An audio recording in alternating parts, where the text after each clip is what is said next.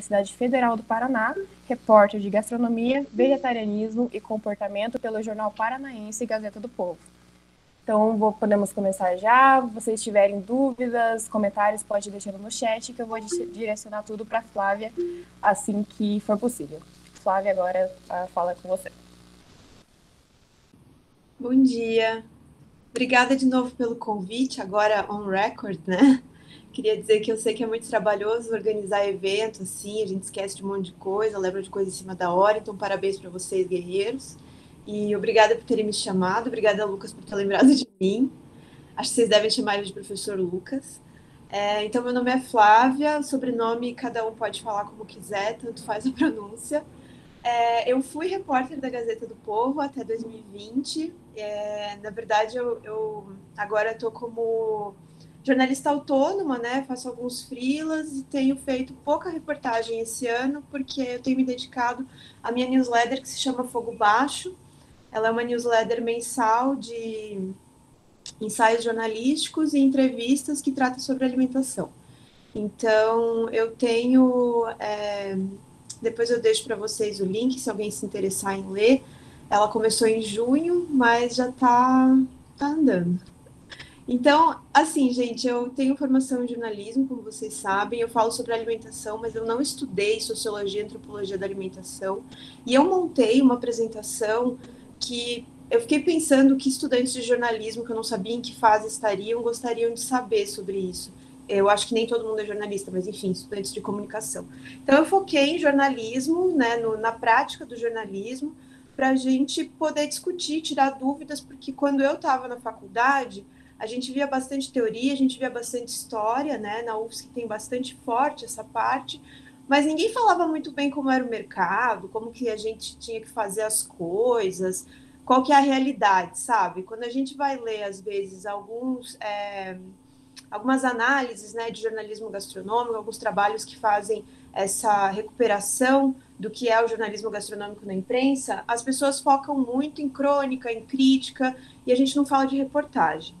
Então, eu espero que vocês sejam estudantes de jornalismo que se interessem por reportagem, porque é o que as pessoas menos se interessam em fazer, é uma coisa que dá trabalho pra caralho, e é uma coisa que tem um valor, que tem, de fato, o que você aprende fazendo reportagem, você aplica em qualquer área. Então, eu imagino que muita gente aí deva ser o típico estudante de comunicação que quer trabalhar com jornalismo cultural. Todos nós temos essa fase, todos nós continuamos achando isso demais, mas a gente tem que fazer reportagem para depois fazer o resto, né? Então, a reportagem seria o arroz e feijão. Eu vou começar a projetar minha tela agora. Se vocês tiverem alguma dúvida, eu vou pedir para alguém abrir tipo assim, não dá para ver, ou tá muito pequeno, daí alguém abre o microfone e fala. Eu preparei um slide ali que é uma pausa, então eu tenho uma questão que eu falo muito, e além de falar muito, se alguém me interrompe, eu já não sei onde eu estava. Então eu vou pedir para vocês 10 minutinhos para que eu fale, e aí a gente dá uma pausa, eu pergunto se está tudo bem, tá? Porque eu vou abrindo parênteses e não paro. Então eu prefiro dar um tempo para mim e parar do que a gente abrir a câmera toda hora. Tudo bem? Então tá, eu vou projetar aqui. Se não aparecer, vocês falem. Se aparecer, quem cala consente, tá? Ok, combinado. Então, vamos lá.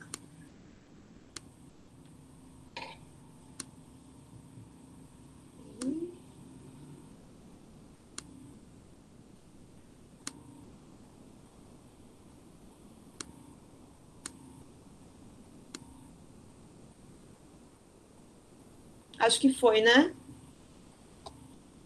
Então, muito bem. Gente, como eu falei para vocês... Oi? Não, foi sim, Foi tá tudo sim. certo. Agora foi, né? É difícil. Da próxima vez vou lembrar de fazer no Google Slides, sei lá como é que chama. Bom, gente, então é isso aí, né? O que nós temos para hoje, jornalismo gastronômico. Eu espero que eu consiga falar tudo que eu preparei e que vocês também possam ter tempo suficiente para tirar dúvidas, fazer perguntas ou, enfim, para me pedir para explicar alguma coisa melhor.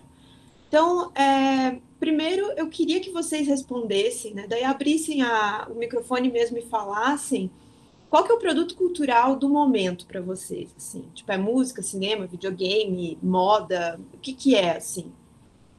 Vocês podem abrir e falar para mim o que vocês têm interesse, assim, o que vocês consomem, o que vocês têm como expectativa escrever sobre?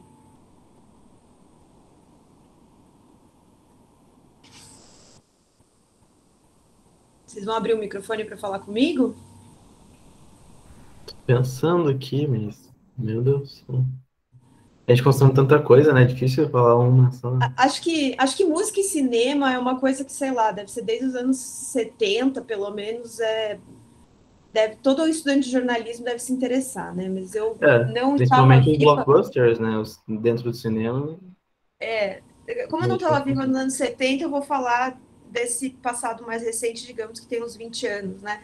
Música, cinema e moda eram, assim, os três grandes assuntos, né, que todo mundo queria escrever sobre, que todo mundo consumia o suplemento cultural para ler, e aos poucos, assim, a moda foi ficando de lado por algumas crises de indústria também, e outros assuntos foram entrando, digamos, nesse lugar, né?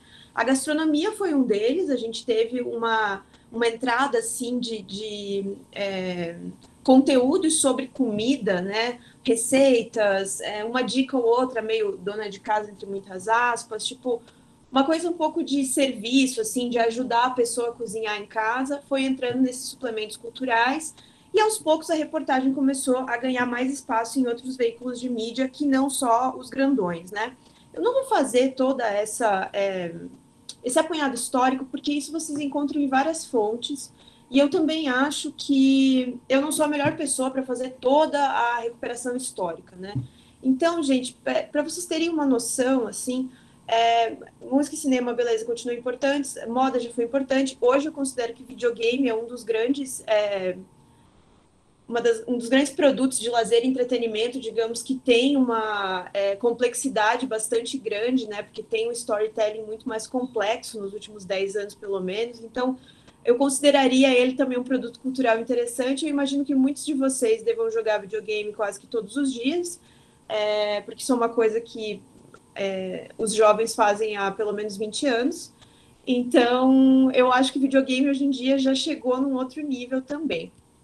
E a gastronomia também pode ser um produto cultural, né? A gastronomia é cultura, e quando a gente fala isso, a gente não está falando que cozinhar é uma arte. Quando a gente fala gastronomia é cultura, quando a gente fala artes e cultura, né?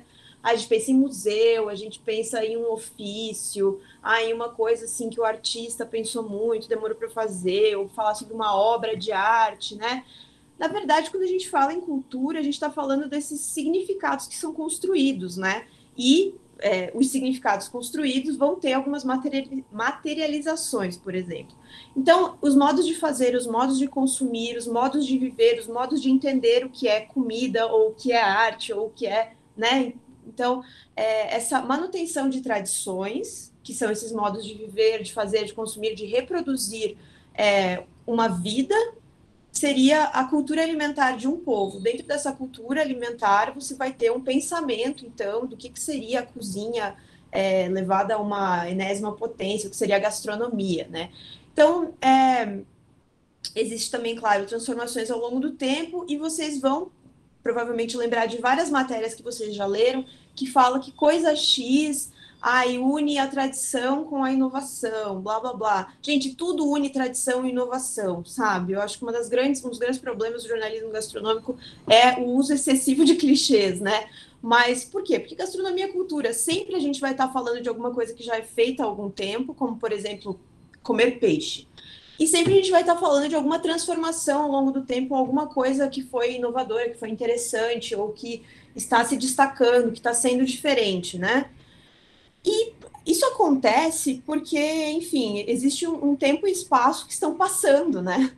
A gente não está preso num pedaço do tempo, digamos, e reproduzindo sempre a mesma coisa, não é o dia da marmota, né? Então, cultura implica transformação. Isso não significa não honrar tradições ou não entender tradições. O papel do repórter é também conseguir entender qual foi o caminho que o que você está noticiando ali, que você está com esse ímpeto de escrever, que é a união da tradição e da inovação, qual que foi o caminho que essa tradição percorreu para se transformar ao longo do tempo e chegar ao que é. Então, por isso que tem um pouco de comportamento aqui também, né? Então, se daqui a uns, sei lá, 5 anos eu ler o nome de vocês em alguma matéria de jornalismo gastronômico e vocês estiverem escrevendo que cozinhar é uma arte ou que é a união da tradição e inovação, eu vou ficar muito triste, tá? O que isso significa para vocês? Nada. Para mim, o horror. Então, assim, quando a gente fala de cultura, a gente está falando de uma construção do simbólico, uma construção de identidade. Eu gosto de dar um exemplo de como que a cultura alimentar significa uma identidade, né? Como que ela tem esse peso quando a gente fala assim, o que é café da manhã para a gente, que é brasileiro do sul do Brasil, do Nordeste, do Norte, o que é o café da manhã para um norte-americano, o que é um café da manhã, sei lá, para um nigeriano, para um francês. Existem mudanças no que se entende que é o café da manhã. E a maneira que você come, que você identifica que pode ir no seu prato em determinado momento, situação, ritual, né? Por exemplo, Natal. Natal a gente tem uma celebração um pouco homogênea no mundo todo do que seria a comida de Natal, né? Essa é uma identidade, digamos, que foi transformada ao longo do tempo para ficar homogênea. Mas eu acho que o café da manhã é um dos mais fiéis, né? O que é café da manhã para a gente? Vai ser o café preto, o café com leite com açúcar, um pão com alguma coisa doce, como uma geleia. Tô falando aqui do sul, mais, né? Ou então um bolo. Que mais que dá para comer no café da manhã? Acho que deu para entender, né? No norte e no nordeste, por exemplo, você vai ter o cuscuz, às vezes um cuscuz com manteiga e ovo, também um café preto. Beleza, a gente entende ali, tem uma unidade pelo café preto, por ter essa coisa de ter uma refeição um pouquinho mais substanciosa de manhã, né? Aí, se você for para os países do hemisfério norte, você vai ter um outro entendimento do que é a comida de café da manhã lá. Às vezes mais um suco, às vezes aquela coisa de bacon com ovos, né? Então a gente consegue ver as diferenças aí do que é essa construção do gosto ao longo do tempo, a construção do que é a norma, do que é o certo e do que a gente entende como isso aqui é comida de café da manhã, isso aqui é comida, isso aqui não se come no café da manhã aqui no Brasil, isso aqui não é nosso, né? Então essa identidade eu entendo que é meu e eu entendo que é do outro, eu faço essa separação. Fazer essa separação também não significa ser xenofóbico, né? Não significa dizer assim, não, ovos e bacon, impossível, não pode ser café da manhã, esses gringos estão errados. Significa entender que tudo é contexto, comida é contexto também, né? Então, o que eu quis dizer agora não existe essa hierarquia dos gostos, apesar da gente fazer isso toda hora, verbalizar pode ser um pouco preconceituoso. Então, como a gente come, o que a gente come enquanto sociedade, não indivíduo, significa um impacto e uma transformação e uma construção de uma cadeia de produção, né? Então, por exemplo, se o brasileiro não comesse batata, por exemplo, a gente não teria aí acho que perto da Lapa aí, né? Tem uma região bastante significativa de produção de batata, por exemplo. Provavelmente aquilo ali teria uma outra cultura sendo feita, né, na região, e outros hábitos alimentares estariam construídos em cima disso, né? Construídos em cima disso e construído essa cadeia de produção. Então, esse entendimento do que é comida impacta diretamente em como a gente organiza o que a gente vai comer, como que a gente se prepara enquanto sociedade para produzir essa comida. E quando você faz uma escolha, você também faz uma renúncia. Olha que clichê gostoso para usar agora. Por quê? Quando você escolhe, por exemplo, que...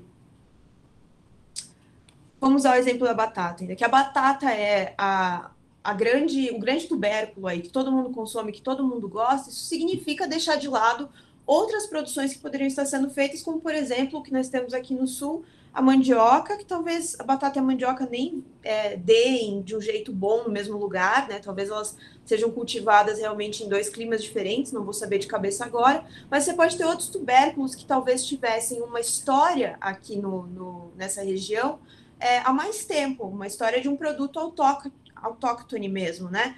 Porque a batata inglesa, por exemplo, não é exatamente a coisa mais autóctone do mundo, né? Ela é uma variedade que já teve um melhoramento e tudo mais, mas poderiam ter vários tipos de batata, poderiam ter vários tipos de tubérculo, a gente poderia estar falando de policultura ao invés de monocultura.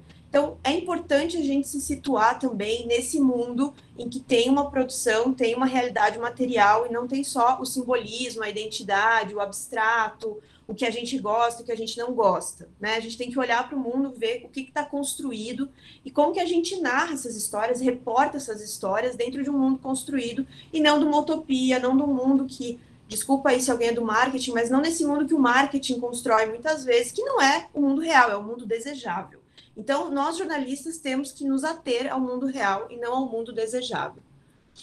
Então, um pouco da origem e caminho para vocês entenderem como que a gente chegou até aqui, né? Ali nesse quadrado branco, ali no retângulo branco, eu deixei 3 nomes que são pessoas com quem eu já tive aula ou eu já tive uma sessão de entrevista bastante longa em que eu pude extrair dessa pessoa tudo que eu gostaria de saber. São 3 pesquisadores brasileiros que escrevem sobre gastronomia, estética e cultura alimentar.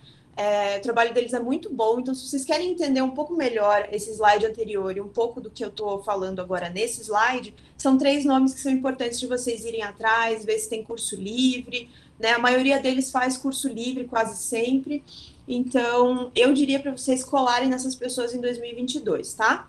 Então, se alguém está só ouvindo, os nomes são Juliana Dias, do Comida e Comunicação, a Joana Pelerano, de Comida na Cabeça, e o Guilherme Lobão, do Comida de Pensar, se não me engano. Acho que é isso. @ no Instagram, Comida de Pensar. Posso mandar tudo isso por e-mail depois para o pessoal distribuir aí nas listas de vocês. Então, vamos entender o jornalismo gastronômico, então, nesse tempo e espaço, né, no material. Esse início de escrever sobre gastronomia e publicar, né, publicar sobre gastronomia num veículo público, ele está lá no século ainda XVIII, com esses jantares filosóficos deste cara aqui, que eu não sei falar francês, mas eu imagino que seja Grimaud de la Reynière, e ele é o cara que, quem que ia falar de gastronomia nesse início do século XVIII ali? Alguém que era rico, né, gente? Ou no mínimo abastado, assim. Não era o pobre lá que estava com escorbuto ou que estava com 1 milhão de deficiências de vitamina porque comia, na Europa, basicamente batata e repolho, ou, sei lá, um cereal cheio de caruncho, né?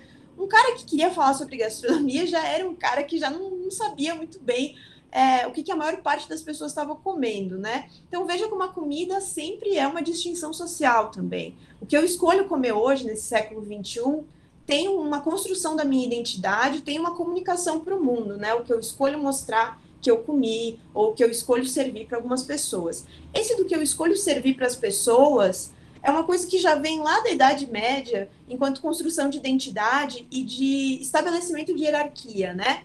Então, tudo bem, tudo isso aí vocês podem recuperar depois com outras fontes, mas então quem começa com essa coisa de publicar sobre comida, né? Não só escrever no seu diário, não só comunicar às pessoas que estão comendo em volta, o que tem de importante ali, não só manter, sei lá, um diário de receitas, né? Um caderno de receitas, mas alguém que escrevia sobre e publicava em um veículo de circulação, então pelo menos entre as pessoas que eram alfabetizadas, e quem era alfabetizado era obviamente rico.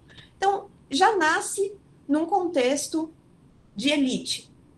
A gente não pode esquecer isso. Tanto o jornalismo, assim, do século XVIII para cá, é uma instituição burguesa, foi criado como uma instituição burguesa, a gastronomia, escrever sobre gastronomia dessa maneira também é. Isso significa que a gente, que talvez não tenha uma origem social muito abastada e não pode ir nos grandes restaurantes caros, não deveria falar sobre gastronomia? Não, significa que a gente tem que entender onde é que a gente está pisando para se colocar nesse lugar, porque todos nós podemos estar nesses lugares, podemos estar falando sobre isso, mas a gente tem que entender como foi constituído. Então, esse cara, o que ele começa? Ele começa a fazer jantares filosóficos, que ele convidava mais ou menos umas 20 pessoas, servia uma mesa, uma alta mesa, cheia de coisas maravilhosas, e começava a escrever sobre essas refeições, esses jantares filosóficos com essas pessoas todas e publicar. Depois ele começou a fazer como os júris, né, de avaliação de produtos gastronômicos. Então, esse cara é francês, o jornalismo gastronômico, então, nasce na França com esse cara no século XVIII, que é quando também os grandes veículos de comunicação, grandes veículos é ótimo, né? Os meios de comunicação, o jornalismo enquanto uma instituição social, né, enquanto uma construção burguesa de um artefato de poder, digamos, né? Quem tem um jornal tem o poder de comunicar. Então, veja como tudo isso nasce de um discurso de olha como a gente entende o mundo, tá vendo? Então, nesse estabelecimento que esse francês aí fez com os jantares filosóficos, ele cria, então, esse júri para receber várias amostras desses produtos franceses que já eram famosos, né, por sua qualidade, ou pelo seu terroir, ou pelo diferencial que ele tinha em relação aos outros. Então, queijos, mostardas, doces, pães, tudo isso ele recebia e fazia uma sessão com esse júri, né, para avaliar e escrever sobre a mostarda de Dijon, a geleia do não sei quem. Ele dá início também, então, à comida passível de crítica. Então, não só nasce o relato gastronômico público, como também uma crítica. Veja como eles vêm grudados, né? E hoje, quando a gente entende o jornalismo gastronômico, né? Quando a gente fala de jornalismo gastronômico, a maior parte das pessoas já pensa o quê? No crítico gastronômico, né? Agora todo mundo deve estar pensando no crítico gastronômico do Ratatouille, ou então, se vocês já costumam ler alguns cadernos dos críticos gastronômicos brasileiros, né, mais famosos, como, por exemplo, o Josimar Melo e o Arnaldo Lorenzato, que é da Veja, e o Josimar foi da Folha, não lembro agora se ele ainda está na Folha. Enfim, aí tem uma série de outros críticos também e de cronistas, né, pessoas que escrevem, assim, lindos textos sobre refeições e tudo mais. Mas, assim, isso não é o que é o jornalismo gastronômico, atualmente. Vamos pensar no que é jornalismo e depois colocar esse modificador, né, que é o gastronômico. O jornalismo se sustenta na reportagem, na apuração e na reportagem, gente. Não vamos esquecer disso, porque é uma coisa que a gente tem uma tendência a gostar muito de escrever de um jeito mais literário e bonito, e trazer, assim, um pouco da tua sensibilidade enquanto autor para o teu texto, e esquece da apuração. Então, antes de mais nada, jornalismo gastronômico é jornalismo. Se você não faz uma boa apuração, infelizmente não vai poder ser chamado de jornalista, né? É uma boa apuração no sentido de pelo menos tentar, né? Às vezes a gente tem outras limitações que a apuração fica ruim, mas não é culpa nossa. Mas, enfim, o nosso valor notícia preponderante no jornalismo atual, e isso significa também no jornalismo gastronômico, é a novidade, né? Vocês já devem ter estudado o que são os valores notícia. Existe uma série de valores notícia, depende um pouco do autor, né? Mas a novidade, eu acho que a gente não precisa nem estar falando com pessoas de comunicação para todo mundo saber que o que pauta o jornalismo é a novidade, né? Então, assim, novos restaurantes atualmente, um novo produto no mercado, a mudança de um menu ou de um cardápio num restaurante, um chefe novo na cidade, eventos, né? Que eventos já por si só são marcos, são acontecimentos temporais, né? Tipo, tem um período ali em que eles vão acontecer e o que vai esse evento, como por exemplo a pré-semana acadêmica, né? Ele tem um tempo para começar e para terminar e tem que se desenrolar nesse tempo mesmo. Então, apesar de a gente ter esse olhar para a novidade como maior, tem outras coisas que são importantes, né? Enquanto jornalista, olhar. E aí, quando a gente começa a entrar nesse universo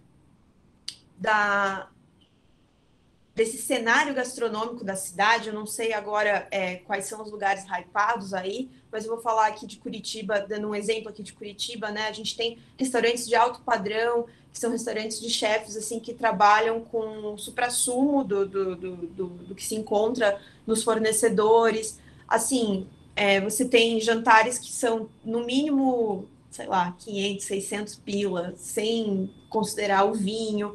Então, não é uma coisa barata, entendeu? E, às vezes, quando você trabalha enquanto repórter de gastronomia, né, se você tem aí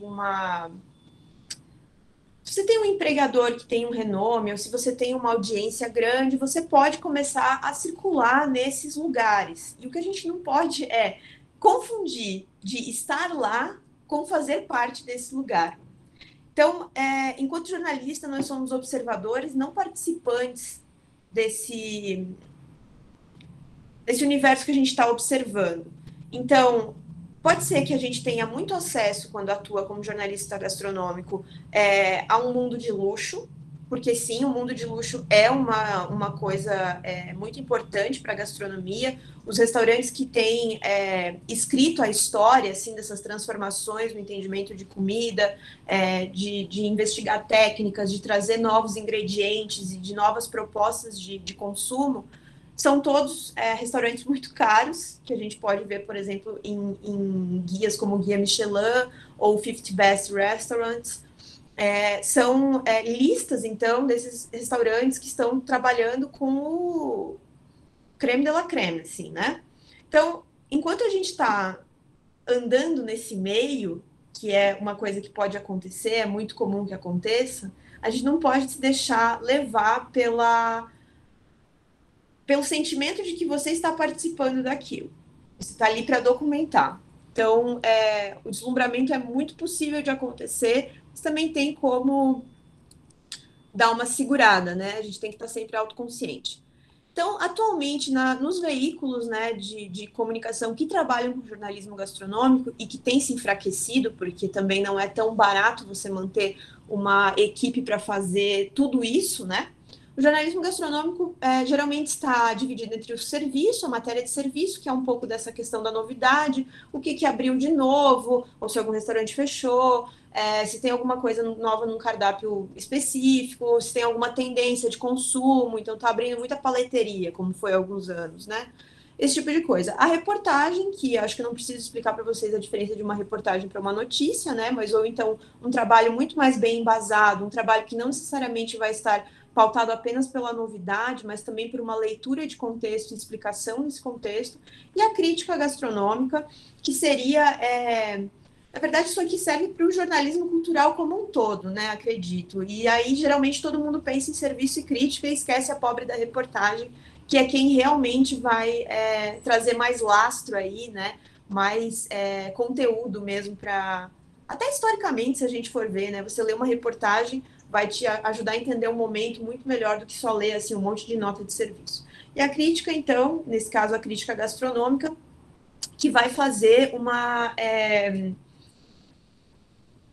um pouco de serviço, mas é também um pouco de um comentário sobre o que daquilo ali está fazendo sentido ou não, se aquela sequência ou aquele cardápio apresentado é coeso, é coerente, o que ele tem ali passível de crítica, como lá nos primeiros anos, né, de uma publicação gastronômica mesmo.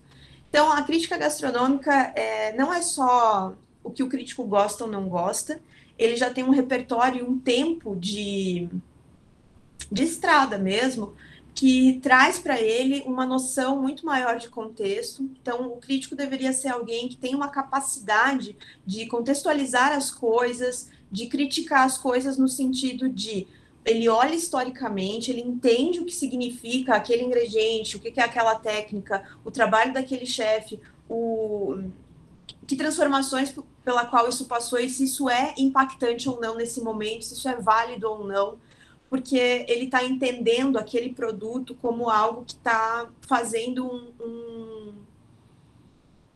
uma afirmação, assim, um posicionamento no mundo. Então, ele também está avaliando isso de alguma maneira. Mas a gente sabe que hoje, ainda mais com rede social e tudo mais, todo mundo acha que crítica gastronômica é falar o que gostou, o que não gostou, o que estava certo ou errado no prato. O que também vai acontecer, também vai estar nesse texto, mas não vamos confundir, né? É impossível que a gente separe o que a gente gosta e o que a gente não gosta do nosso julgamento, por mais objetivo que a gente tente ser, por mais critérios que a gente adote, não é possível a gente ser totalmente imparcial, né? Isso é uma utopia. Então, mas o crítico tem que ter essa autoconsciência também.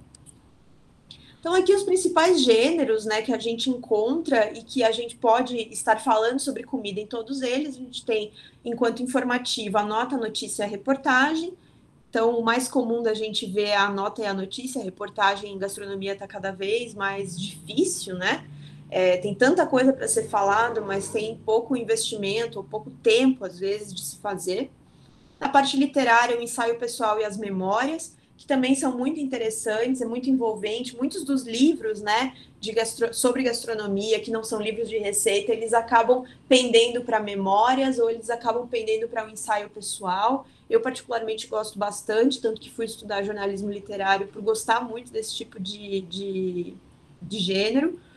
Mas também tem muita coisa ruim escrita, porque todo mundo acha que escrever sobre suas memórias já é o suficiente, né? Esquece que deve ter uma técnica aí dentro. E, enfim, eu tenho curso sobre isso também, ano que vem, se vocês quiserem fazer, eu posso falar mais. E o gênero opinativo, que seria o artigo, a crônica e a crítica. A gente já falou da crítica, a crônica e o artigo acho que não são o foco aqui, porque o que eu gostaria de falar mesmo seria sobre apuração e reportagem e notícia. Então, até aqui está tudo certo. Agora eu queria fazer, então, uma pausa que eu falei que eu faria para a gente entender se tem alguém com dúvida, se vocês estão de boa. Para eu tomar também um gole de coisa aqui. Por favor, falem, porque eu preciso tomar café. Se alguém tiver alguma dúvida, pode mandar no chat. Não rolou nada no chat até agora, que eu devo saber. Por enquanto. Tá tudo certo. Vocês entenderam mais ou menos para onde que a gente está indo?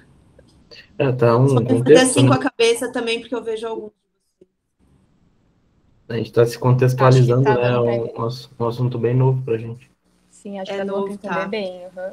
Bem interessante. Eu fiz o resumo do resumo do resumo até aí, tá? Então, assim, não saiam citando nada disso aqui. Vão atrás de outras coisas. Eu não sou fonte, tá bom? Mas eu achei que o contexto seria importante. E agora eu vou passar para a parte prática da apresentação, que é um pouco do que, sei lá, eu gostaria que tivessem me falado em 2009, quando eu me meti a escrever sobre comida pela primeira vez, tá? Então, vou apresentar aqui novamente, tela cheia.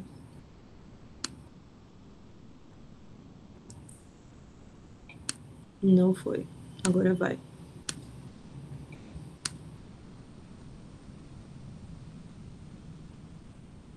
Foi. Sai, Safari.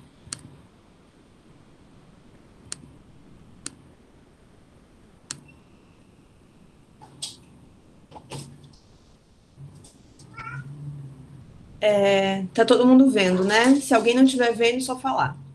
Então, agora vamos entrar um pouco na parte prática. Considerando assim que, vamos supor que todos vocês gostariam de escrever alguma coisa sobre comida, tenho algumas dicas práticas, sei lá. A primeira delas é repertório. Assim como eu falei que o crítico não está...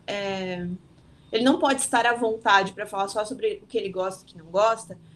Se você se propõe, vamos supor aí que você gostaria de escrever sobre literatura. Você quer ser repórter da área de cultura para escrever sobre literatura. Você vai ler apenas os livros que você gosta? Não, você tem que ler os clássicos, você tem que ler o que está sendo muito vendido, você tem que ler o que está sendo lançado de mais interessante, porque, enfim, você vai ter um pouco ali de noção do que é importante ou não, o que vai ter mais peso de lançamento ou não. A mesma coisa com a comida. Tem essa frase aqui que eu peguei de um livro do Anthony Bourdain, que também foi um crítico gastronômico norte-americano, já falecido acho que nos anos 90, que fala assim: quem é rico na adolescência está praticamente fadado a nunca ser mais do que um diletante à mesa. Não por causa da burrice dos milionários, mas porque eles nunca são incentivados a experimentar. Se tem algum milionário aqui ouvindo essa conversa nossa, me desculpa, mas você não faz mais do que obrigação em usar os seus privilégios para comer o máximo possível de coisas e expropriar, talvez, suas propriedades, não sei.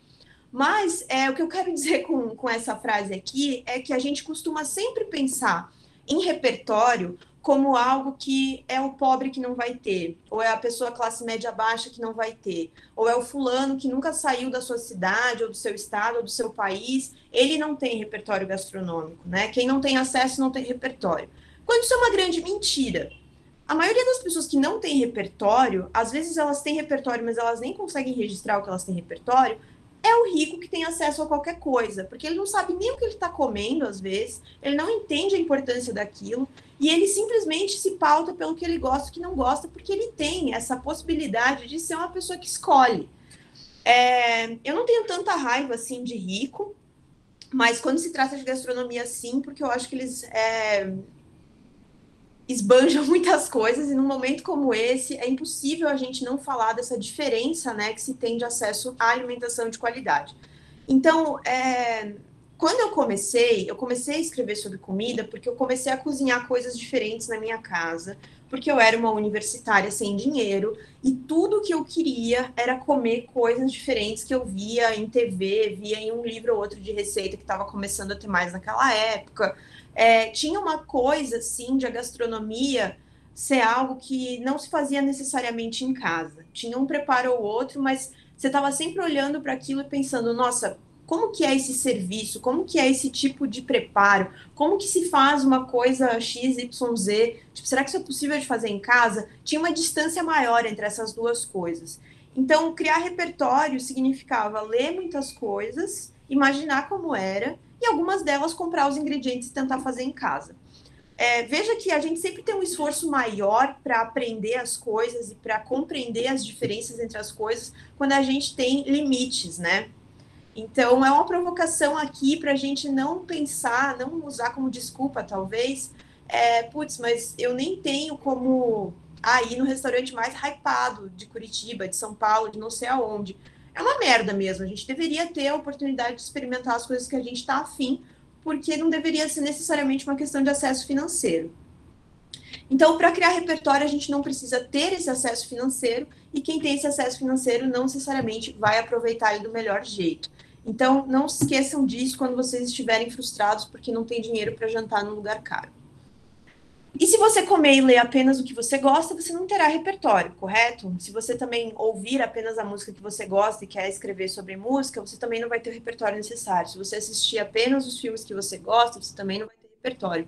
Acho que aqui fica claro, né, o que significa essa criação de repertório no jornalismo gastronômico. Para o repórter gastronômico, é importante que ele coma o que ele não gosta, ou pelo menos experimente, que ele entenda o preparo daquilo, que ele leia sobre aquilo, que ele entenda onde que se pega ou se cultiva determinado ingrediente, como que aquilo é preparado, por que aquilo é importante ser preparado daquele jeito.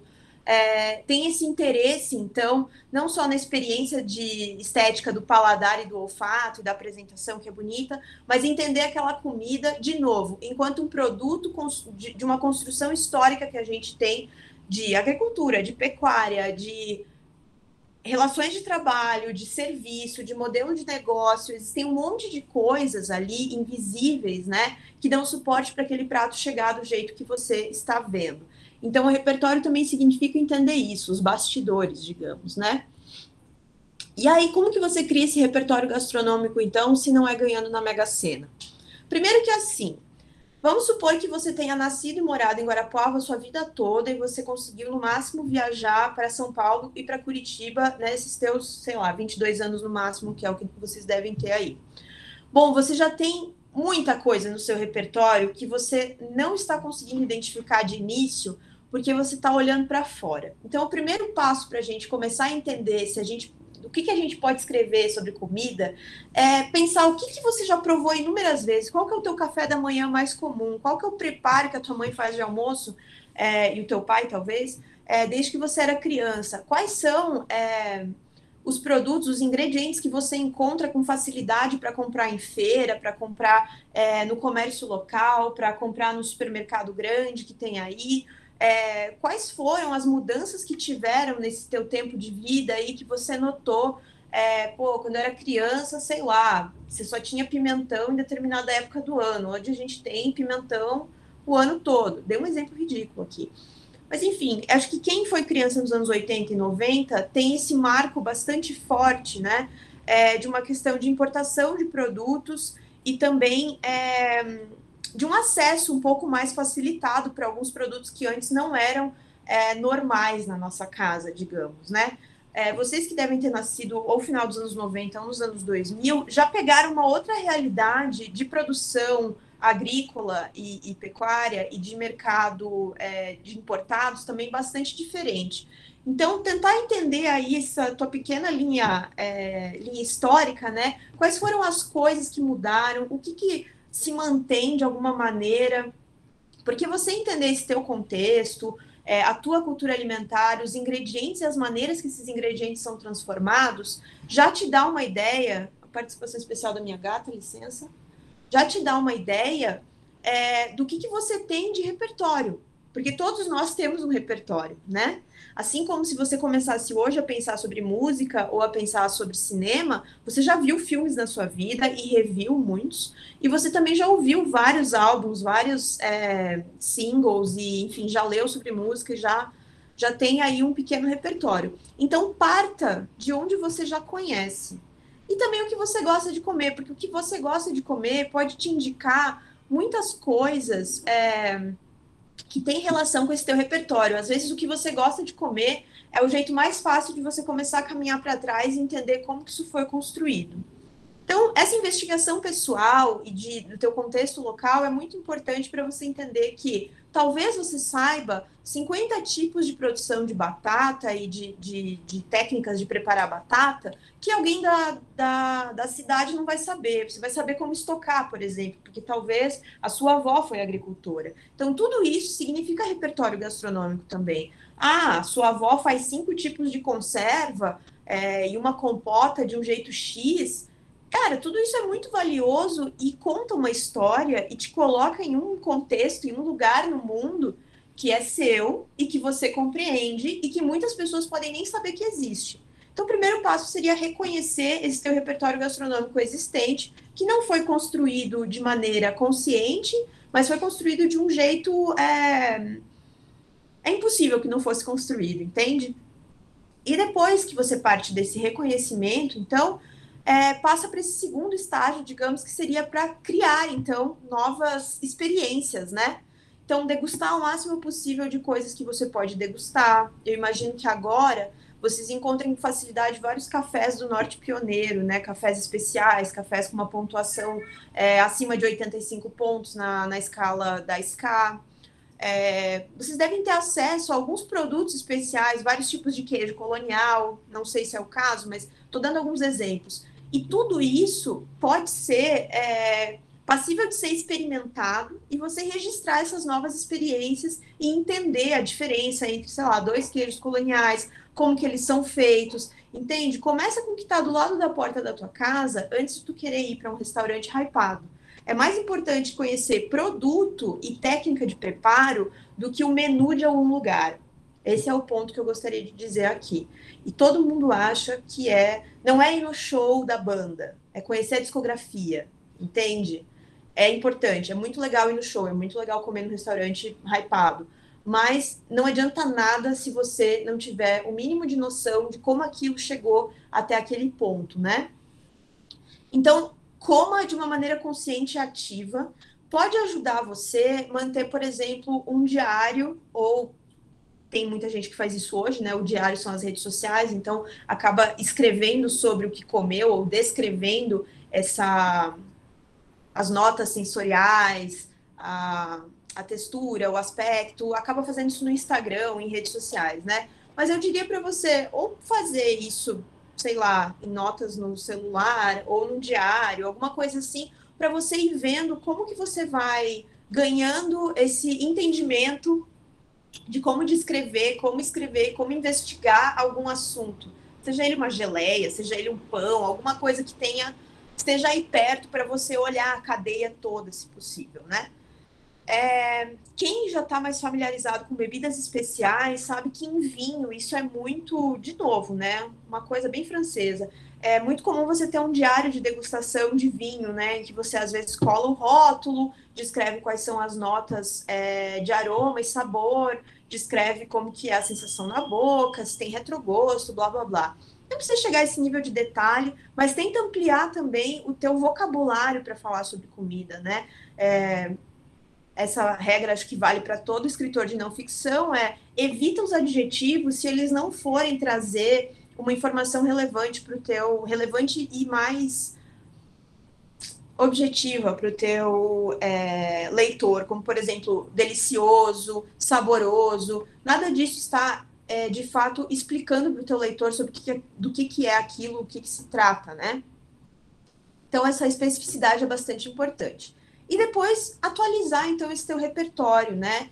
com essa atividade de criar um repertório gastronômico, que seria você, então, ativamente ir atrás de coisas diferentes, provar coisas que você ainda não conhece e se familiarizar com isso, você vai ter uma série de gostos adquiridos, né? Você vai passar a gostar e consumir várias coisas que talvez antes não estivessem no teu radar ou no teu interesse, porque você simplesmente não conhecia e não era algo assim tão distante de você.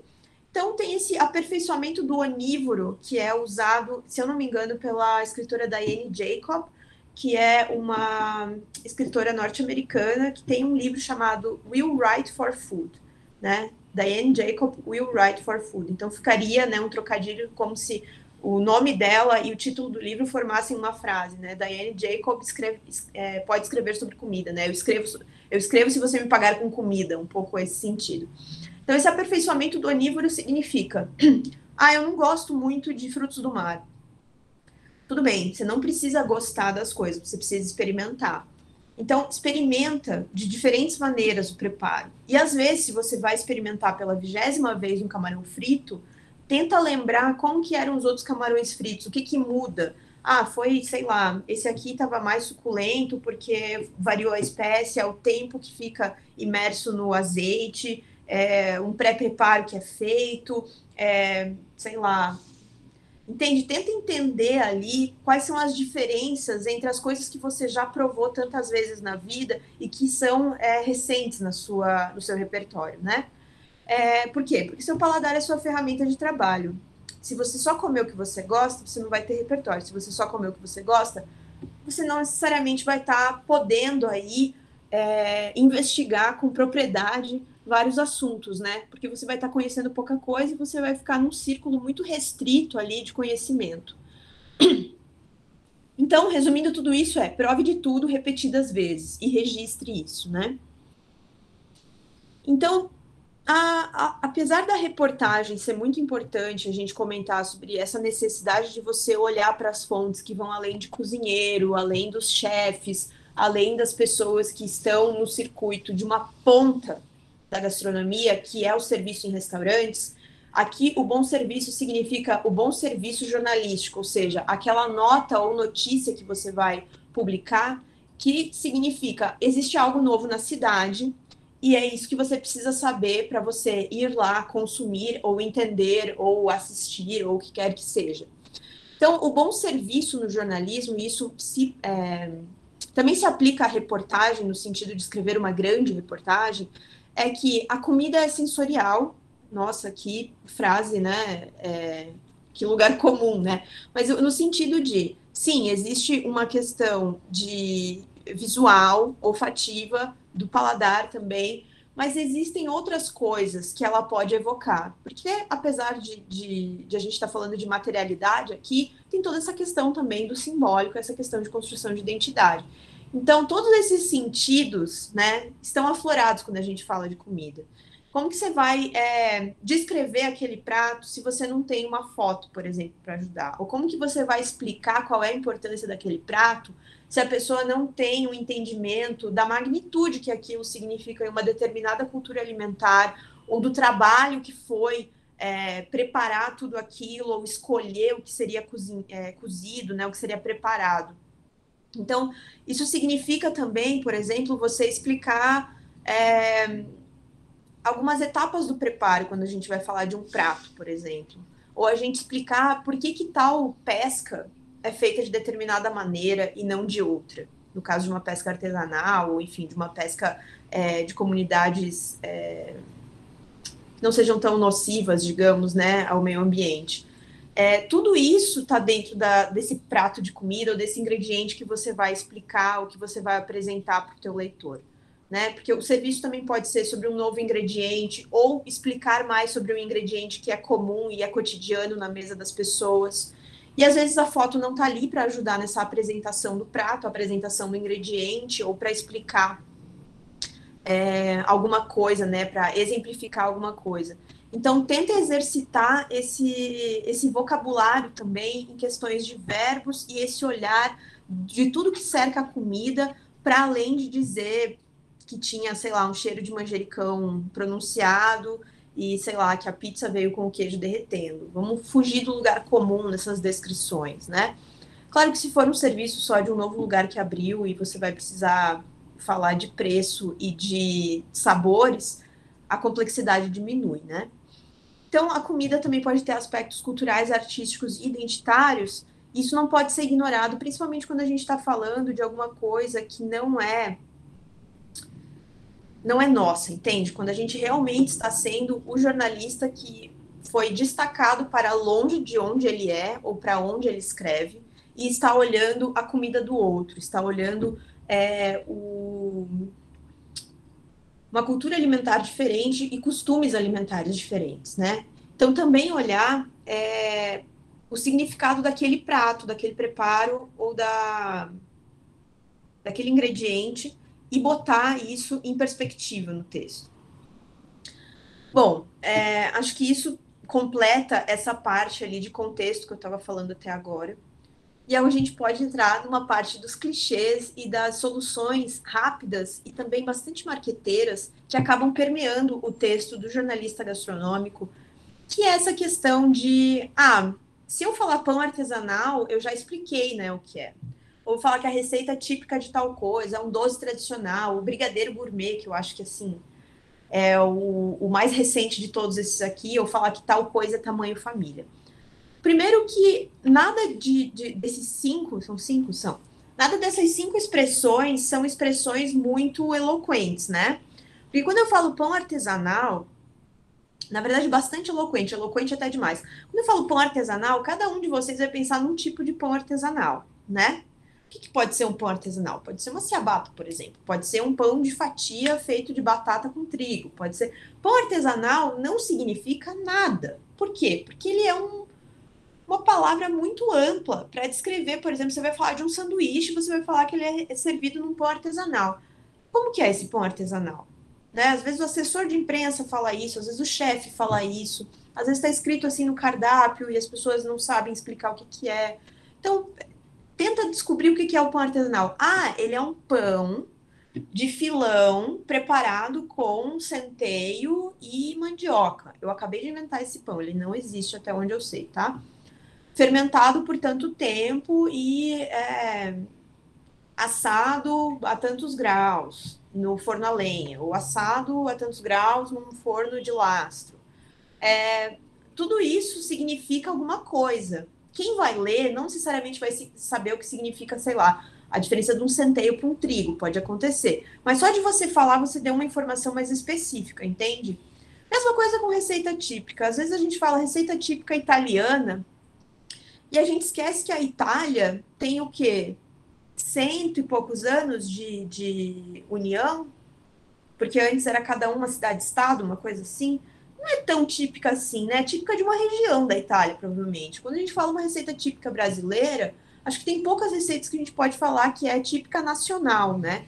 Mas a gente pode falar, por exemplo, que é uma receita muito preparada no verão, nos lugares, sei lá, nas cidades mais quentes, né? Ou na região X, ou então nos centros urbanos. Isso tudo, sabe, colocar um pouco mais de contexto, de novo, palavras específicas, né? Brigadeiro gourmet, tamanho família e doce tradicional segue a mesma lógica de serem tradicional gourmet e tamanho família, pouco específicas, né?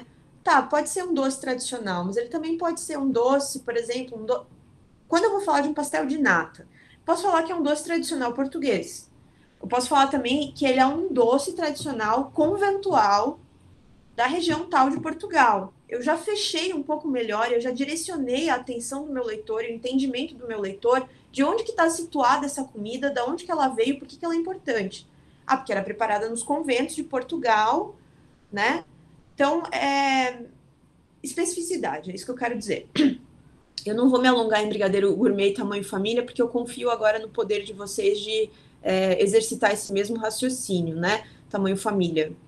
Quantos centímetros de diâmetro tem a pizza? Para você me dizer que ela é realmente grande. Você fala 8 pedaços, mas eu posso cortar qualquer pizza em 8 pedaços, né?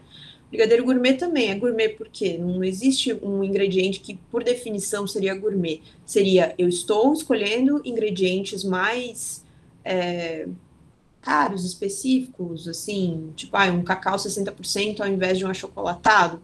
Então, você diz que é um brigadeiro feito com um cacau 100%, ao invés de falar que é gourmet. E assim vai.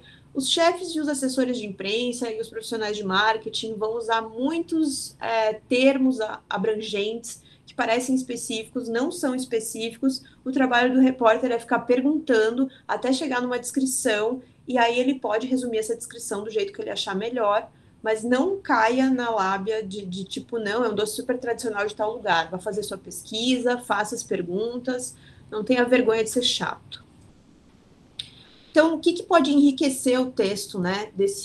O texto que trata de jornalismo gastronômico, especialmente em reportagens em que você precisa ir prendendo a atenção do leitor a cada, sei lá, 2 ou 3 parágrafos, né? Porque enquanto uma notícia vai ter aí seus 3 ou 5 parágrafos, a depender muito do veículo e da quantidade de informações mesmo que são necessárias para comunicar aquilo, a reportagem ela vai ter que se valer de vários recursos, né, para você manter a atenção do leitor, e mais do que isso também, trazer para ele enriquecer mesmo o teu texto, trazer para ele mais detalhes, ajudar ele a entender melhor. Isso vai ser com uma descrição, por exemplo, de uma técnica, né, você pode ter numa cena de um chefe tirando a espinha do peixe, por exemplo, né, tirando a escama, limpando um peixe. Uma cena que descreve as técnicas usadas por ele, quais são os gestos dele, por que ele faz aquilo, por que é importante você tirar a víscera assim, não assado, mas de um jeito que não seja burocrático e de um jeito que não seja um manual de instrução, né? Tudo isso vocês podem aprender com várias disciplinas que vocês devem ter aí no currículo, né, da Unicentro. Então, aromas e sabores também, eles não precisam ser só um descritivo que vai falar, como eu falei antes, o aroma do manjericão na pizza marguerita. Ele também pode falar, por exemplo, que esse aroma do manjericão Vamos supor aqui, serviu essa pizza, e essa pizza está dentro de uma reportagem muito importante sobre pizzas marguerita do mundo, e as pizzas que tem lá um selo italiano de legítimas, preparadas da maneira que se prepara em Nápoles, por exemplo. Você pode explicar qual que é a variedade daquele manjericão, em que momento ele é adicionado à pizza, e se tem alguma coisa que o chefe faz, por exemplo, para esse aroma se destacar. Tem alguns chefes que em algumas ervas eles dão um tapa, ou eles esfregam entre os dedos para que libere mais aroma. Olha, isso, sabe, dependendo do que você está contando, isso é uma cena legal para trazer. E isso vai trazer um aroma mais forte, mais específico. Então, você não está só falando que a pizza exala o aroma de manjericão. Você está explicando por que aquilo é feito daquele jeito e o que aquilo traz de presença para a mesa também, né? Então, tentar sempre compor as descrições com informações relevantes, que daí você pode mesclar tanto essa parte mais de procedimentos, né? Como, por exemplo, essas técnicas de preparo, ou o jeito de servir, ou qual que é o gesto, né, que o chefe, que o garçom, que o produtor, que o agricultor, que o cara que está carneando um porco, o que ele traz, né? O que ele traz de cena ali que você pode usar. E quando você for falar de um prato, né, vamos usar de novo a pizza marguerita ali como exemplo, não reproduzir esse descritivo que a gente encontra em cardápio e menu de restaurante contemporâneo, né? Que está aqui do lado, né? A pizza marguerita poderia ser assim, a massa de fermentação natural, um molho de tomate, mussarela, tomate e manjericão. Tá. Aí você também vai encontrar nhoque de abóbora com salve e manteiga. Eu entendo que isso aqui já está específico de alguma maneira, né? Todo mundo sabe que formato tem um nhoque, ou pelo menos qual é o formato que ele costuma ter. Todo mundo sabe que, sei lá, talvez saibam que salvia e manteiga formam uma boa dupla, né? Mas se você botar mais especificidade aqui, você está trazendo muitas informações novas para o teu leitor numa simples descrição de prato. Então, é um nhoque de abóbora? Qual abóbora? Cabotiá. Essa abóbora foi assada e não cozida em água. Isso já traz uma nova informação para o leitor, especialmente se ele entende o mínimo de cozinha, que é, quando a gente está assando algo ao invés de cozinhando em água, ele vai absorver menos água, né? No caso, se você ferve ele em água, ele absorve água. Se você assa ele evapora a água. E aí você vai usar menos trigo para dar o ponto do nhoque. Então, você já sabe que provavelmente ele vai estar derretendo esse nhoque. servido com crocante de folhas de salvia e manteiga. Se você não sabia que salvia era uma folha, agora você sabe. E o servido com crocante de folhas de salvia e manteiga poderia até estar assim, ó, servido com crocante de folhas de salvia fritas em manteiga. Que aí você já sabe qual é o procedimento que passou. As folhas de salvia foram fritas em manteiga e tudo isso é servido por cima do nhoque de abóbora cabotiá, que foi assada e não cozida em água. Então, isso aqui está trazendo um monte de informação para o teu leitor que te tomou aí 1,5 linha a mais. Né? Então, sempre que você vai estar construindo esse arsenal de informações que você vai usar, é melhor que você peque pelo exagero, e daí você escolha deixar várias coisas de fora do texto, do que faltar. Porque quando falta, é aí que a gente começa a rebuscar o estilo e começar a se achar um pouco sensível, né? Que a gente precisa colocar para fora tudo que a gente pensa sobre aquilo, fazer uma grande elucubração, quando a maior parte das vezes as pessoas querem informações concretas, escritas de um jeito gostoso. Então, foca toda essa tua verve de um jornalista autor, alguém assim muito com muito vocábulo, para embalar todas as informações concretas que você apurou, né? Eu tenho um curso que chama Como Escrever sobre Comida, teve 2 edições esse ano. Ano que vem eu vou fazer, mas eu vou mudar várias coisas na dinâmica dele, que a gente faz um exercício de ler alguns textos e entender onde foi que o autor estava trazendo informações embaladas de um jeito muito gostoso de ler, e onde ele estava simplesmente exercitando ali o estilo dele. Não é que não possa fazer isso, mas tem que ter muita bala na agulha para fazer, né? E assim, a maior parte das vezes é melhor a gente colocar informação do que colocar a nossa percepção. Eu acho que isso é muito esquecido, às vezes, no jornalismo cultural, especialmente em gastronomia, que todo mundo acha que pode falar sobre, porque todo mundo come todos os dias, com sorte 3 vezes por dia, e todo mundo fala sobre comida, né? Seja para combinar o que vai comer, seja para combinar onde vão sair, o que tem que comprar no mercado, e aí acha que falar sobre comida é simplesmente falar de um jeito poético, bonito, e exaltando as coisas e sendo um pouco poeta, assim. Mas não é. E aí tem uma questão, assim, que já é 2 passos dentro do jornalismo gastronômico, que é quando você já está há tanto tempo ali, digamos, escrevendo, né, e vivendo nesse mundo. Novamente, a gente tem que se colocar sempre como observador e não participante. Por quê? Porque talvez o teu leitor, ele nem é tão imerso assim nesse universo. Por exemplo, quando eu falo manteiga noisette, o que é uma manteiga noisette? Ela é uma manteiga, não vou saber falar agora especificamente, mas dando um Google vocês acham rapidinho. É uma manteiga que você vai aquecer ela, né? Até ela chegar a uma determinada cor, uma cor de, não sei se agora é avelã ou amêndoa, que significa isso em francês. E esse é o ponto da manteiga em que você vai usar para fazer algum molho, ou para fazer alguma base de molho, né? De preparo, que você vai saltear algumas coisas, enfim. Às vezes vale a pena você explicar que é para aquecer a manteiga até ela chegar na cor X, do que falar manteiga noisette, por exemplo. Saber para quem você está escrevendo e facilitar a vida do leitor, não achando que ele é totalmente desconhecedor do universo. Mas, pô, se você pode facilitar, facilite, né? Então, quando você fala, por exemplo, eu tinha outro exemplo que eu troquei para tabule, porque eu acho que tabule é ainda mais simples, eu tinha colocado mijadra, mas o tabule, que é uma salada de origem árabe, né? Eu conheço tabule de origem libanesa, que foi o que eu comi mais vezes na minha vida, inclusive na minha vida adulta, porque eu fui comer comida árabe pela primeira vez, eu já tinha mais de 20 anos, tá? Eu sou de Santa Catarina, da região que eu venho, não tinha tanto. Então, assim, tudo era novo para mim, eu precisava entender o que era aquilo que eu estava comendo, se aquele era o jeito de fazer, se tem outros jeitos de fazer, e por que é feito daquele jeito, enfim. Então, quando a gente está falando de tabule, por exemplo, esse tabule que eu conheço, ele tem um pouco de triguilho, né, que ficou numa água morna ali para amolecer e ficar macio para mastigar, muita salsinha, hortelã, limão, cebola, tomate, talvez um pouco de alho e muito azeite. Pode ter outras maneiras de preparar tabule. Ele pode ter tido várias transformações, né, a depender de para onde parte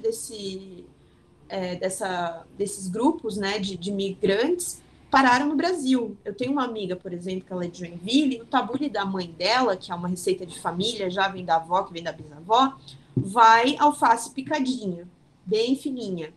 Provavelmente para quê? Para dar volume, né? Que a comida, a cultura alimentar, ela é construída mais na escassez do que na abundância, né?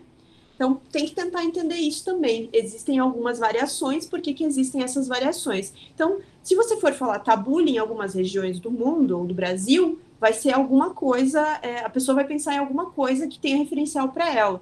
Então, melhor você explicar de qual tabule você está falando, entendeu? E aí, vamos continuar ali do outro lado do Atlântico, né? Vamos pisar mais para a Ásia, que eu acho que é a região em que a gente se sente mais distante, né? No sentido de cultura alimentar. Porque, por exemplo, no Japão, eu sei que se come arroz, né? No café da manhã.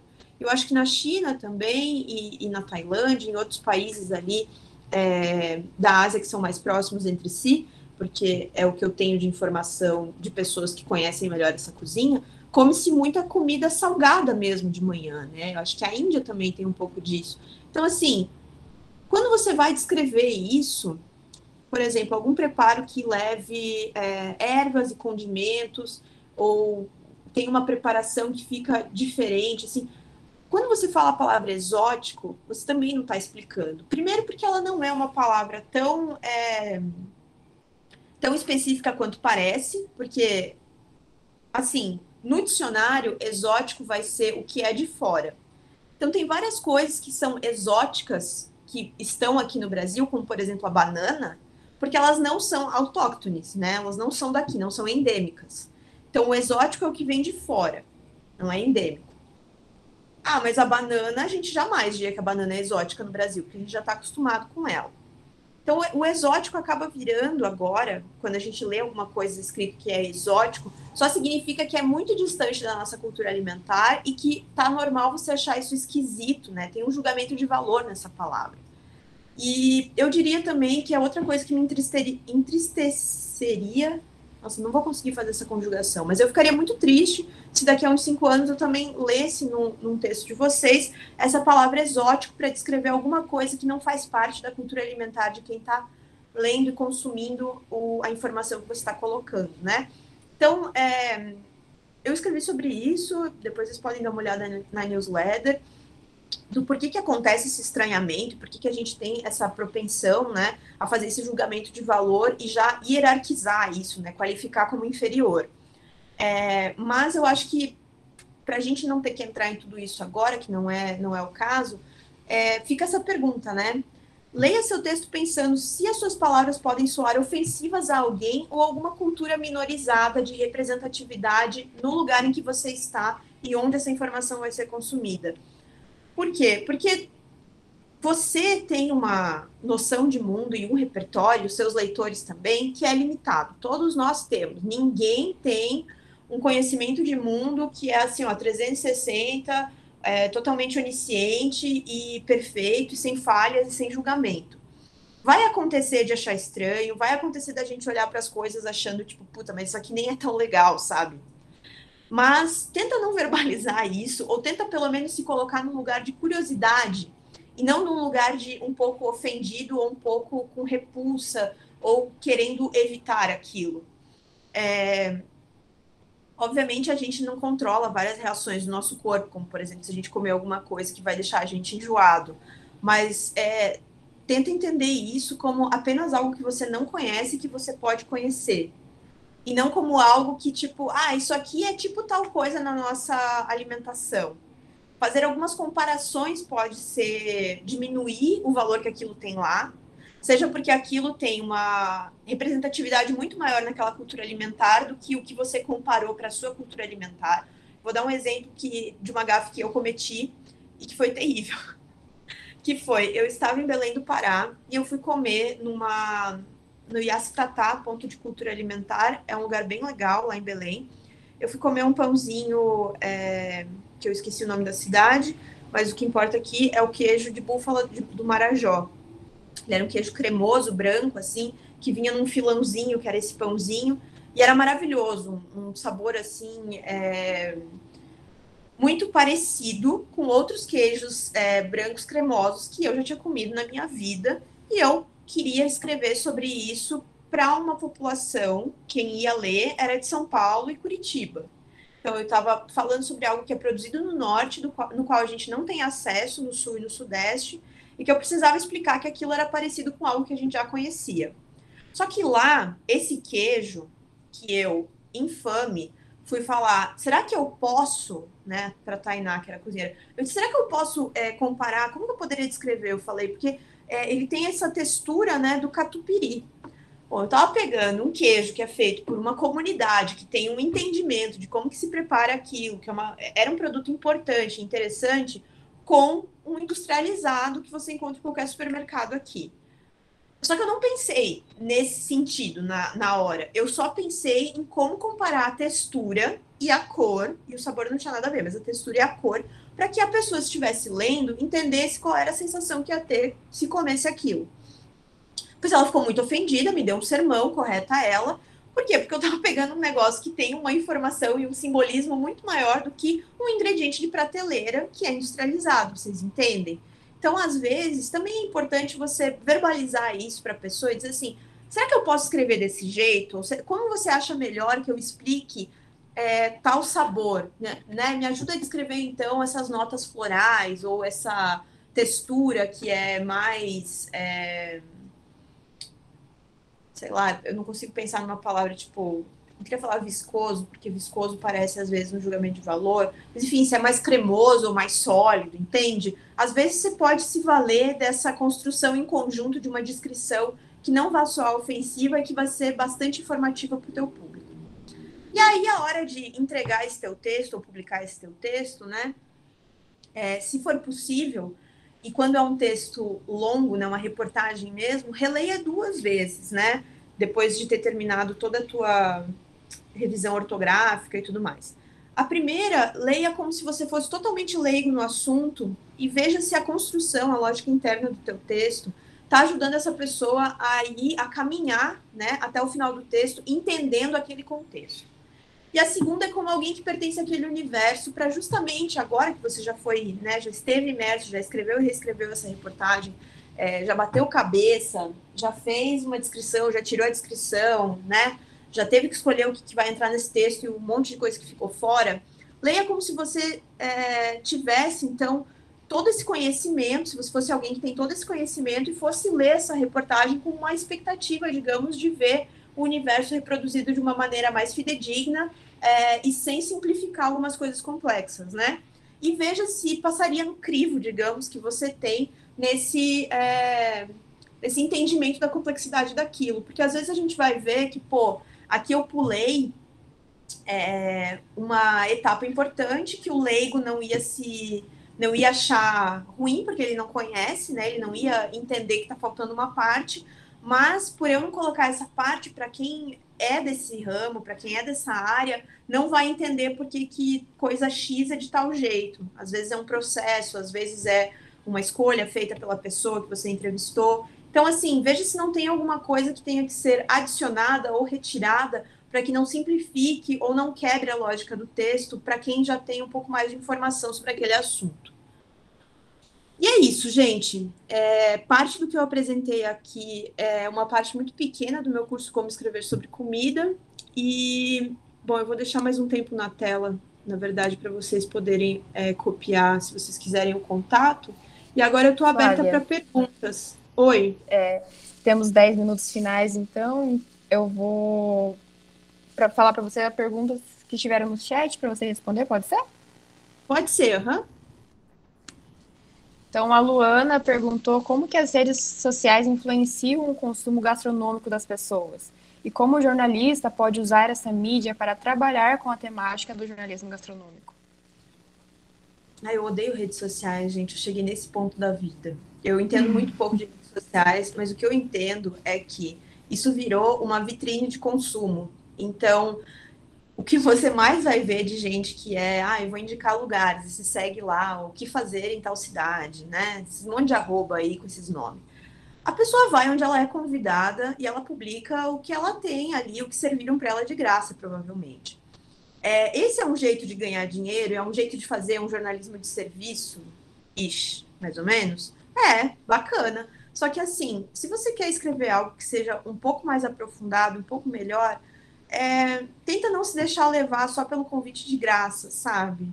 Então, assim, pode ajudar? Pode, porque é onde você vai criar audiência da maneira mais rápida e fácil possível. Você tem hashtag, você tem aquele tagueamento de geolocalização, então se a pessoa está interessada, sei lá, na sorveteria X, ela clica lá em sorveteria X e o teu post vai aparecer no meio e tem lá o teu texto, o que você escreveu. Se você quer criar um portfólio, digamos, do que você consegue fazer enquanto texto, eu diria que o Instagram, nesse momento, é o lugar mais fácil de você fazer isso, porque é bonito, é visual, as pessoas gostam de ver foto, elas vão ler o textinho lá que você colocar junto, se for de algum lugar específico, se for explicando alguma receita. Na época que eu comecei era ter blog, porque não tinha rede social com foto desse jeito. Você tinha o Facebook, mas ninguém usava o Facebook desse jeito, sabe? Ninguém postava foto de um negócio e dizia, eu escrevi um post. Não, as pessoas liam atualização de blog em feed de RSS, assim. Vocês podem dar Google nisso depois. Mas isso não existia. Então, assim, eu também tenho uma bronca com redes sociais, porque eu acho que elas trouxeram essa simplificação de várias coisas e um eba-eba, assim, sabe? Do tipo, eu fui em tal lugar. Acaba virando uma vitrine e você vai ser mais chamado para ir em lugares, você vai conhecer mais lugares, você pode criar um repertório muito legal a partir disso, mas é importante você estar de olho na informação mesmo que você pode estar prestando e não escrever simplesmente coisas badaladas, assim. Deixa eu ver se eu não esqueci nada da pergunta. Foram duas em uma, né? Onde que tá aqui? Aqui. Eu acho que influencia um consumo gastronômico nesse sentido. Quem tem dinheiro para dar uma rodada ali de suco grátis para a galera vai ter mais mídia, né? E é óbvio que a gente não tem dinheiro toda vez para ir, tipo, na outra lanchonete lá e comer e tomar as coisas que tem lá e escrever sobre isso, que vai ser diferente do que todo mundo está publicando. Mas, de novo, tenta ver o que já está dentro do teu repertório, o que você não necessariamente precisa estar saindo de casa para provar, ou não precisa estar num lugar que tem um serviço específico, né? Pode ser, sei lá, se você quiser simplesmente escrever sobre um chuchu que você encontrou para vender na feira tal, e que você sabe que foi o fulaninho que plantou, isso pode ter uma história muito legal, sem romantizar a vida na roça também, sem romantizar essa coisa do orgânico e tudo mais. Eu acho que a gente precisa ter uma visão mais crítica em cima das coisas, porque todo mundo acha que a alimentação, porque tem isso também no Instagram, né? Ou você vai para essa parte do oba-oba de todos os lugares hypados, ou você vai para essa parte do isso aqui que é comida de verdade, isso aqui é comida que vale a pena, sabe? Tenha o pé no chão e saiba que a gente está todo mundo fudido na cidade e que a gente pode usar as redes sociais para contar uma história que vale, pode usar as redes sociais para ampliar esse círculo aí, talvez adentrar nesses círculos que sejam importantes, né, de estar nas degustações, estar nos lugares, mas sem esquecer que tem muita coisa ruim sendo publicada como delicioso e maravilhoso, simplesmente porque foi de graça. Então ele tem um potencial de ser uma armadilha do ego. Essa é a palavra que eu queria.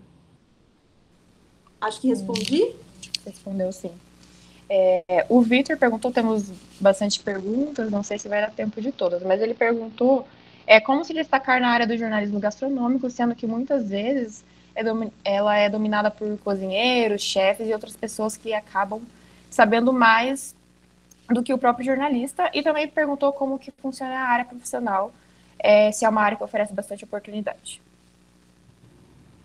Então, olha, Vitor, eu entendo que entender muito de técnica e de ingrediente é uma coisa que os chefes vão ter, porque a formação deles é isso. A gente tem um treinamento, digamos, e a gente tem um arcabouço técnico que eles não têm, que é texto. Então, a gente se vale de saber perguntar e saber escrever sobre o que a gente perguntou. Então, eles podem escrever, eles geralmente vão escrever algo muito opinativo, às vezes eles vão escrever algo, uma descrição ou algo que não seja tão rico para ler, que saia do universo dele. É isso que a gente ganha enquanto jornalista em qualquer área. Nós estamos como observadores, nós podemos sair daquele círculo e olhar para a tangente do círculo. Isso não é algo que talvez, aqui no Brasil, pelo menos, eu não vejo muitos chefes fazendo, mas, por exemplo, nos Estados Unidos, tem muito chefe que publica livro, que publica newsletter, blog e tudo mais, que traz esse olhar mais crítico para uma cadeia, que acaba contextualizando coisas, que tem esse exercício de escrita mesmo. Isso é algo que a gente tem que eles não têm, aqui no Brasil pelo menos, o que é muito triste, né? Porque cozinha, gastronomia até agora é mais um curso técnico do que bacharelado e tudo mais.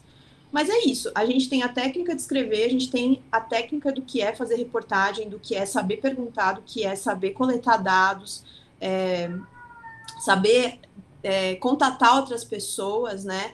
E trazer esse contexto. Cara, a minha gata tá se esgoelando, eu não sei por quê. Bom, e aí se é uma área profissional que tem bastante oportunidade, não. Já teve um pouco mais. É difícil de você entrar e chegar do nada. É um lugar bastante elitista. É um lugar que ainda está bastante ensimesmado nessa produção de serviço e de crítica. E a reportagem, quando você vê ela bem feita, ela está, por exemplo, em veículos como o Joio e o Trigo, que acabam olhando para a alimentação e não para a gastronomia, que é uma parte da alimentação. E assim, é dinheiro, né, gente? Tempo para fazer uma reportagem, são horas de dedicação. Então, assim, quando paga, não paga tão bem. Então, eu diria seja um bom repórter, que quando você quiser escrever sobre gastronomia, seja com enfoque em economia, em sociedade, ou num caderno cultural que seja, você vai estar pronto e apto, digamos, a olhar para isso de um jeito profissional mesmo e com um diferencial, porque se você for um mau repórter, mas escreve sobre gastronomia há 20 anos, não adianta de nada, te adianta os contatos, mas não te adianta a qualidade de texto. E eu prefiro ter um bom texto e R$0 na conta e ganhar meu dinheiro de outro jeito do que vender um texto por R$400 que vai me tomar horas pra caralho e ser publicado, sabe, um textinho simples e que não ajuda em nada e ainda me tomou tempo pra caralho. Desculpa Obrigado, jogar viu? esse balde de água fria, mas é Não, isso. não, eu muito a entendo nossa super. realidade, às vezes. Mas escrevam, porque é importante. A gente também tem transformações no mercado. Isso pode mudar daqui a um tempo, eu espero, pelo menos. Obrigado mesmo. A gata tá aqui. E aí, ó, por fim, nervosa. então, a última pergunta do professor Lucas. Ele perguntou até que ponto programas como MasterChef ajudam ou banalizam as discussões sobre a gastronomia. Cara, é exatamente isso. As duas coisas. Primeiro porque, assim, quando o MasterChef começou, ele trouxe um monte de coisa que as pessoas não tinham nenhuma noção, né? Por exemplo, uma coisa que já virou até meme falta um pouco de acidez nesse prato. Que antes a gente podia falar, tá pesado, falta equilíbrio, não sei, né? Ele trouxe, então, um léxico novo em que a gente pode se apropriar para usar para descrever outras coisas.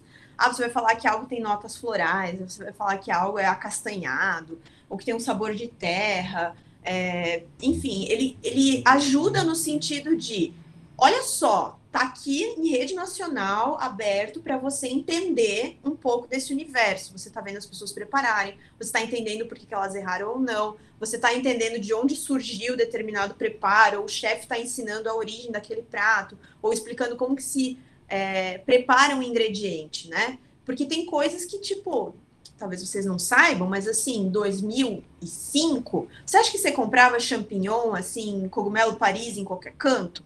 Não comprava. Shimeji? Não comprava. Ninguém sabia preparar cogumelo em casa.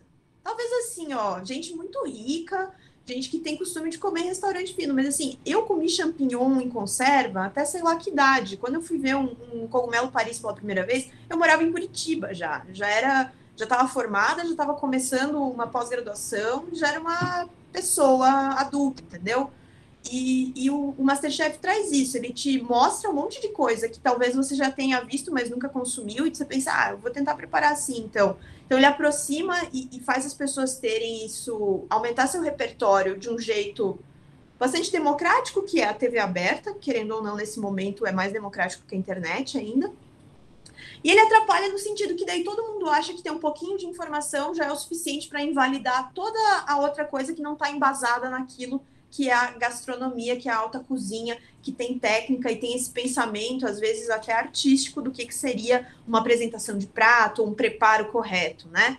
Então, ele atrapalha nesse sentido. As pessoas, às vezes, se sentem tão entendidas consumindo aquilo de um jeito que deveria ser introdutório, né? E não te formar em gastronomia, digamos, que elas acabam, então, fazendo essa hierarquização do gosto e tendo novos critérios, digamos, para avaliar o que é bom e ruim, o que é válido ou não, o que é comestível ou não, em cima de algo que ela não necessariamente construiu de conhecimento, né? Ela pegou aquele discurso e jogou, assim, sem ter nenhuma noção dessa aplicação. Então, cara, são as duas coisas. Eu prefiro que exista e a gente possa discutir essas contradições do que não existir e esse universo, digamos, do que pode ser fruído com um pouco mais de dinheiro, no caso de comprar alguns ingredientes, esteja democratizado do que não esteja, sabe? É isso. Então, pessoal, se alguém não tiver mais nenhuma dúvida, acho que podemos encerrar por aqui, até porque já começou a outra palestra, agora às 11 horas, a mesa redonda sobre responsabilidade nos meios digitais, com a professora Renata e mais outros 2 convidados. Flávia, muito obrigada pela sua presença, a conversa aqui foi muito gratificante e com certeza agregou muito para todo mundo. Gostaria também de agradecer aos professores que participaram e todo mundo que estava aqui mandando mensagem, fazendo perguntas e foi muito participando legal da palestra. Eu queria pedir só para a gente fazer um printzinho, se quem puder abrir a câmera, porque esse momento é muito importante, sabe?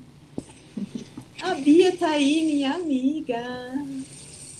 Vou esperar vocês abrirem aí Vocês anotaram meu contato, né? Eu mando depois pro João Guilherme. Sim, Quem tiver alguma dúvida depois, quiser contato da Flávia, pode entrar em contato comigo. Meu nome é Annelise, do 3º ano de jornalismo, o João Guilherme também, no 3º ano. A gente sempre está disponível e também nas redes sociais lá do Centro Acadêmico vai ter links, vocês podem estar chamando a gente pelo lá também. Me manda essa rede social também, porque eu tô sem, não paguei vocês que eu não sabia. Então tá, 1, 2, 3, sorrisos. Okay. Muito obrigada, gente. Desculpa ter passado do tempo. Abração. Imagina, muito obrigada. Tchau, beijo, obrigado, viu, Flávia? Tchau. Um beijo. Quiser participar da outra?